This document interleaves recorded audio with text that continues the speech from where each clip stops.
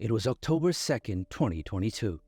Manchester United were playing rivals Manchester City at Etihad. There is nothing quite like a Manchester derby. Blue against Cristiano Ronaldo was an unused sub, despite the fact that United were thrashed 6-3.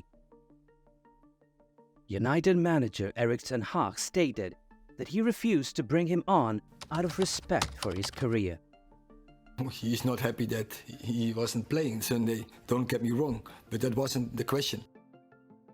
But little did he know that this one moment will change the entire geography of the footballing world forever. It was this moment that became the catalyst in the rift between the club and their own son, Ronaldo. The truth is that for months, Ronaldo was looking for a way out of Old Trafford because he felt the treatment he was getting was not the same when he was young. Understandable.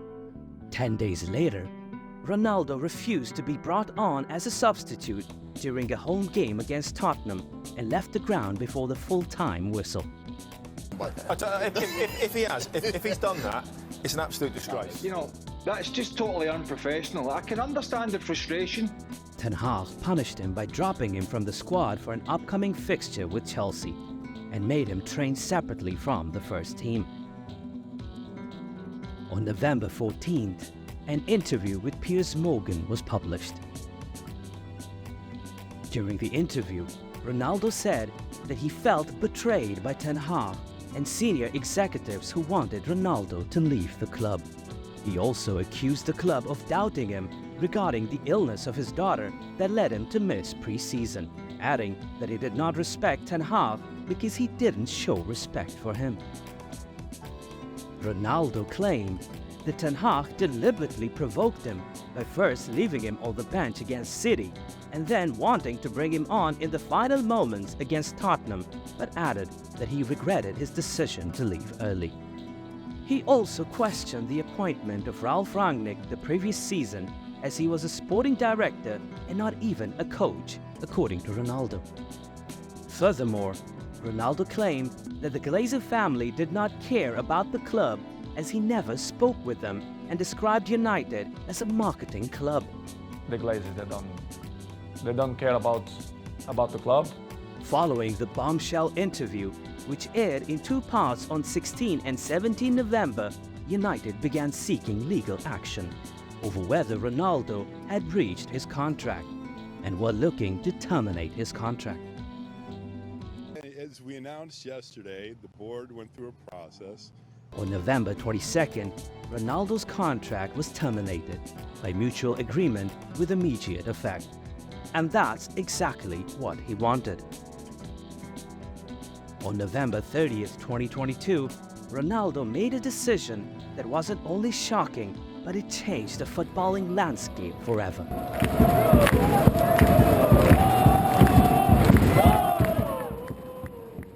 Cristiano Ronaldo has signed for Saudi side Al-Nassr. Ronaldo is heading to Saudi Arabia. Reports that he's penned a new deal with Al-Nassr. Going to sign for Al-Nassr in Saudi Arabia. He signed an agreement with the Saudi club Al-Nassr to play for them till 2025. It made him the highest paid player in the history of football, earning him 200 million euros per year, apparently. Is worth $200 million a year, the biggest contract ever. But why did a club from a small football league opt to pay such a massive amount of money? How did they manage it? And why were they doing it in the first place? Welcome to SportsWalay, and today we'll be answering all of that.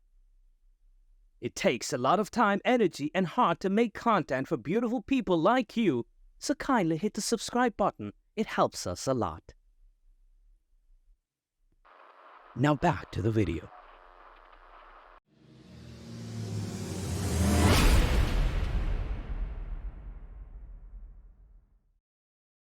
Saudi Arabia, historically reliant on oil exports, witnessed a transformative economic landscape.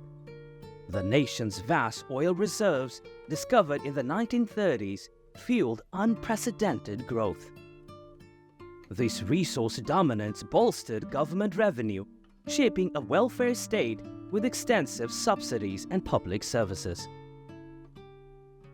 However, recognition of oil's finite nature prompted diversification efforts. The Vision 2030 initiative aimed to decrease dependence on oil, fostering sectors like tourism, entertainment, and technology. Foreign investment incentives and regulatory reforms attracted international businesses.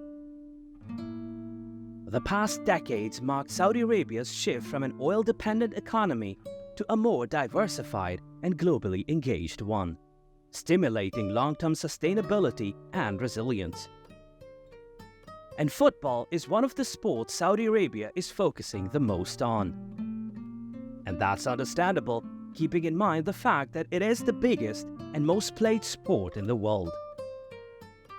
Saudi Arabia has always had a big interest in football and a competitive league to go with it. The national team had qualified for 6 of the past 8 World Cups. And signing a player like Ronaldo is a game changer for them.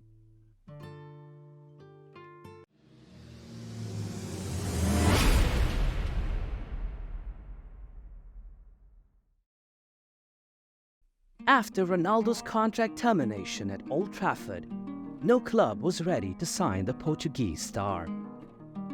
Ronaldo's weekly wages were high for his age, and clubs opted for younger players. And at that time, the Saudi League came in, because for them, he was not just a player. He was a trendsetter, a player who would have paved the way for other players to come and play in the Saudi League. And as of now, they have successfully lured some of football's biggest names since the arrival of 5-time Ballon d'Or winner. They include big stars like former Real Madrid striker Karim Benzema, Jordan Henderson, N'Golo Kante, Roberto Firmino, and many other established players from all across Europe. In addition, last month, Al Hilal made a world record £259 million bid for PSG forward Kylian Mbappe. City manager Pep Guardiola has said the Saudi Pro League's financial power has changed the market for transfers and elite clubs. Al-Nassr president Musali Al-Muammar said, "The agreement is not limited to football. It is commercially beneficial for us in terms of profitability." At the time of his transfer, Ronaldo's Instagram account had 530 million followers, more than double the total of all 20 English Premier League clubs combined. Al-Nassr's official Instagram account gained 4 million followers in just a few hours after the news of Ronaldo joining them. The impact was surreal. We can make a separate video about what Saudi Arabia will get from Ronaldo's arrival. Do comment if you want it.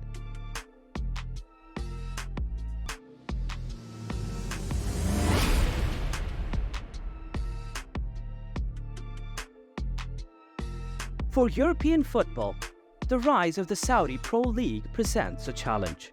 As we speak, only one Ballon d'Or winner is currently playing in Europe. Losing key players is not a new experience. China and Major League Soccer have tempted stars away in the past.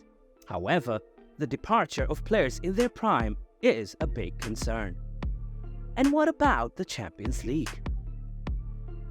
If its preeminence as a club competition started to be undermined by an absence of world football's biggest names, could clubs from outside Europe be offered entries?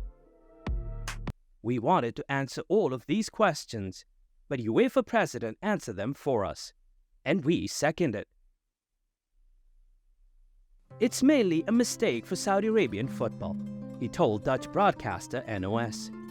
They should invest in academies, bring their own coaches, and develop their own players. The system of buying players that are almost at the end of their career is not the system that develops football. It was a similar mistake in China when they all brought players who were at the end of their career. It's not only about money, Players want to win top competitions, and the top competition is in Europe.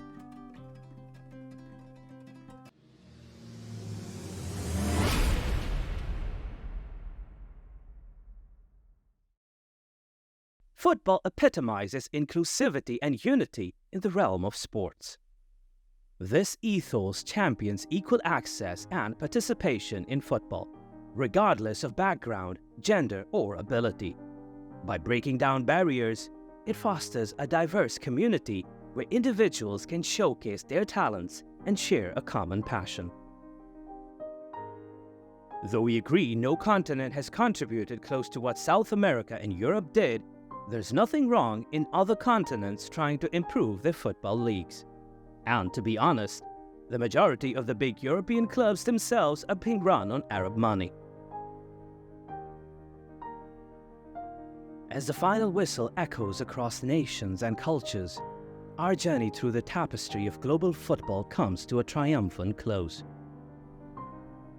This video has celebrated the universal language of the sport, stitching together stories from every corner of the earth. From the bustling streets of Rio to the serene pitches of Tokyo, we witnessed how football unites hearts, transcending borders and barriers. As we reflect on the passion, diversity, and camaraderie that make up this beautiful game, let us remember that whether we're players or fans, we're all part of a single, harmonious team that spans the entire world. So let the love for football continue to bind us, inspiring connections that know no bounds. And with that, it's time for us to call it a day. But we do hope that you liked the video and found it informative. Subscribe to our channel and don't forget to click the bell icon. Your valuable suggestions are very important to us, so do post them in the comment section. And I'll see you in the next video.